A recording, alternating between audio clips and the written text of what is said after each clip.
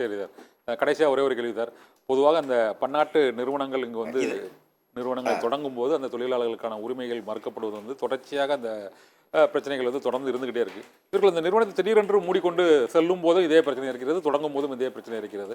இந்த பிரச்சனைகளை வந்து சட்ட ரீதியான போராட்டத்துக்கு நீங்கள் அடுத்த கட்டமாக போறீங்க, அது மேலும் இந்த தொழிலாளர்களுக்கு அது பிரச்சனையை தான் ஒன்று உண்டு பண்ணும் என்ற ஒரு கருத்து இருக்குது. இப்போ உடனடியாக தீர்வு அப்படிங்கும்போது அந்த சங்கம் அங்கீகாரம் மட்டும் இருந்தால் போதும் அப்படிங்கிறீங்க. ஆனால் அதை அவங்க ஏற்றுக்க மறுக்கிறாங்க. அநேகமாக இது எவ்வளோ நேரத்தில் இந்த தீர்வு வரும்னு நினைக்கிறீங்க சார்? ஆமாம்,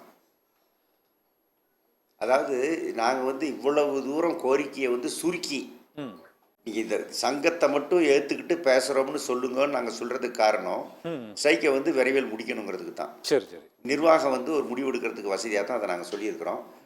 கவர்மெண்ட் முடிவெடுக்க வசதியாக தான் சொல்லியிருக்கிறோம். ஆனால் இதையே ஏற்க முடியாது என்று மறுப்பது தான் பிரச்சனை. சரி.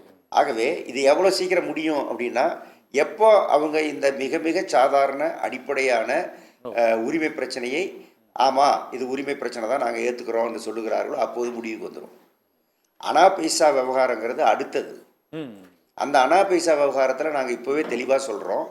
அது சம்பந்தமாக பேசும்போது அதற்கான ஒரு வேலை நிறுத்தம் என்று நாங்கள் வந்து இப்போ நடக்கிற வேலை நிறுத்தம் மாதிரிலாம் நாங்கள் போக மாட்டோம். ஏன்னா கவர்மெண்ட்டுக்கிட்ட முறையிட்டு கவர்மெண்ட்டுக்கிட்ட சொல்லி நாங்கள் இவ்வளோ கேட்குறோம், அவங்க இவ்வளோ தான் தருவேன்னு சொல்கிறாங்க, நீங்கள் என்ன சொல்கிறீங்க, நீங்கள் ஒரு வழிகாட்டுங்கன்னு கேட்டு அரசாங்கம் சமரசம் பண்ணி வச்சதுனாக்கா நாங்கள் வேலை நிறுத்தம்லாம் செய்ய மாட்டோம், எந்த போராட்டையும் நடத்த மாட்டோம், ஒத்துக்கொண்டு ஒப்பந்தம் போட்டு போவோம். அப்போ அரசாங்கம் வந்து தலையிட்டு சமரசத்துக்கு வழி சொல்லணும். இல்லைன்னா நீதிமன்றம் தலையிட்டு எங்களுக்கு நியாயம் சொல்லட்டும், அவ்வளோதான். அப்போ வந்து வேலை நிறுத்தம்லாம் அவ்வளோ சீக்கிரம்லாம் வைப்பேன்னா எல்லா கம்பெனிலையும் வேலை நிறுத்தம் நடந்துக்கிட்டா சார் இருக்குது. இப்போ சிம்சன்லாம் இருக்குது, எத்தனை சிம்சனில் வேலை நிறுத்தம் கடந்த 20-25 வருஷமாக நடக்கலை. அதனால் வேலை நிறுத்தம் நடக்காமல் இருக்கணும்னா அங்கே உருப்படியான ஒரு சங்கம் இருக்கணும். இல்லைன்னா திடீர் போராட்டங்கள் வரும், கோவப்படுற தொழிலாளி கொந்தளிப்பான்.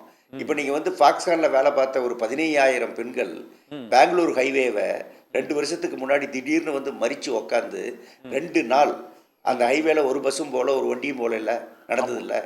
அவங்களுக்கு சங்கம் தெரியாது, அரசியல் கட்சி தெரியாது, சட்டம் தெரியாது. ஆனால் எப்படி அந்த போராட்டம் வந்தது?